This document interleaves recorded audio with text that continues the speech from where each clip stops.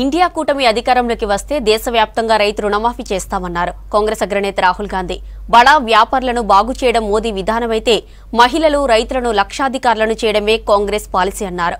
ఉత్తరప్రదేశ్లో double engine సర్కార్ గాడి తప్పిందని విమర్శించారు. బీజేపీకి ధైర్యం ఉంటే 10 ఏళ్ల అభివృద్ధిపై చర్చకు రావాలన్నారు కాంగ్రెస్ నేతలు.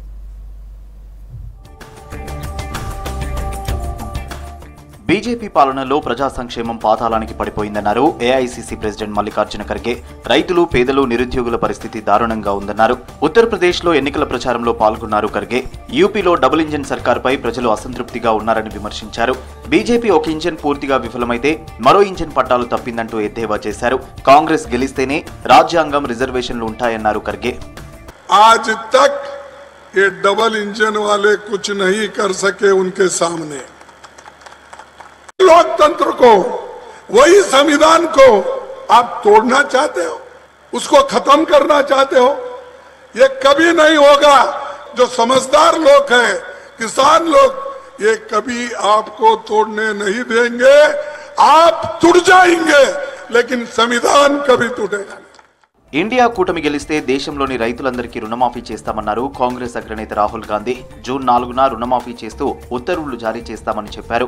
పంటలకు ఎంఎస్పీ ప్రకటించడంతో పాటు పంట బీమా కల్పిస్తామన్నారు.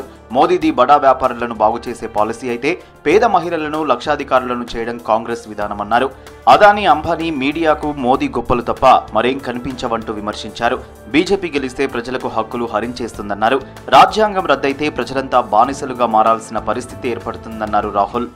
4 जून को हम हिंदुस्तान के गरीब किसानों का कर्जा माफ करने जा रहे हैं.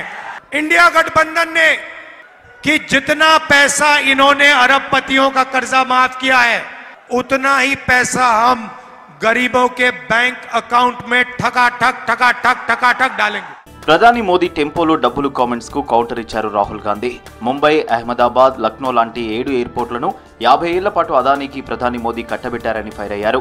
ఎయిర్పోర్టుల్ని అదానికి కట్టబెట్టినందుకు ఎన్ని టెంపోల్లో డబ్బులు వచ్చాయో ఎంక్వైరీ చేయాలని డిమాండ్ చేశారు. కాంగ్రెస్ కు టెంపోల్లో వచ్చిన డబ్బుపై సిబిఐ, ఈడీతో విచారణ చేయించాలని సవాల్ విసిరారు రాహుల్. जबरदस्त एयरपोर्ट जो जनता की पूंजी है, इसको नरेंद्र मोदी ने रैपिड टेम्पो के साथ 2020 और 2021 के बीच में गौतम भाई को दी. कितने टेम्पो लगे ये भी बता दीजिए. ये आप इंक्वायरी कब शुरू कर रहे हैं? आपने कहा था कि काला धन ले रहे हैं अदानी अंबानी. 4-5 दिन पहले कहा जरा इंक्वायरी शुरू कीजिए, सीबीआई भेजिए, ईडी भेजिए. మోదీ పాలనలో దేశంలో నిరుద్యోగం మునుపెన్నడూ లేనంతగా పెరిగిందన్నారు కాంగ్రెస్ నేత ప్రియాంక గాంధీ. 10 ఏళ్లలో 70 కోట్ల మంది ఉపాధి లేక ఇబ్బంది పడుతున్నారని విమర్శించారు. బీజేపీ నేతలకు 10 ఏళ్ల అభివృద్ధిపై మాట్లాడే ధైర్యం లేదన్నారు. మోదీ గ్యాంగ్ ప్రచారాలతో ప్రజలను మభ్యపెట్టే ప్రయత్నం చేస్తుందని ఎద్దేవా చేశారు. యూపీలో ఎన్నికల ప్రచారంలో పాల్గొన్నారు ప్రియాంక. आज प्रधानमंत्री तक के जो सबसे बड़ा पद है इस देश में, उनके स्तर के व्यक्ति आपको कह रहे हैं कि सावधान हो जाओ, कांग्रेस पार्टी धर्म विरोधी है, तुम्हारे तुम्हारे वो भैंस चुरा लेंगे. इसका मतलब है कि प्रधानमंत्री खुद ये नहीं कह सकते कि कितने रोजगार दिए, कितनी सड़कें बनाई, कितनी पाठशालाएं बनाई, कितना मदद किया किसानों को, महंगाई दूर कैसे करेंगे, ये नहीं कह सकते. इसीलिए फिजूल की बातें करते हैं, आपका ध्यान इधर उधर जाए और वोट भी अपने काम के आधार पर नहीं मांग पाते. ప్రధాని మోదీకి ఓటమి భయం పట్టుకుందన్నారు కాంగ్రెస్ సీనియర్ నేత జయరాం రమేష్. లోక్సభ ఎన్నికల్లో పాంచ్ న్యాయ్తో విజయం సాధిస్తామని ధీమా వ్యక్తం చేశారు. రాజ్యాంగ రక్షణ కాంగ్రెస్ తోనే సాధ్యమన్నారు జయరాం రమేష్. प्रधानमंत्री की भाषा बिल्कुल साफ हो गया है कि वो भोकलाए हुए हैं, परेशानी में हैं. अभी अडानी, अंबानी और टेम्पो की बात कर रहे हैं, कभी हिंदू मुसलमान की बात करते हैं, कभी मंगलसूत्र की बात करते हैं.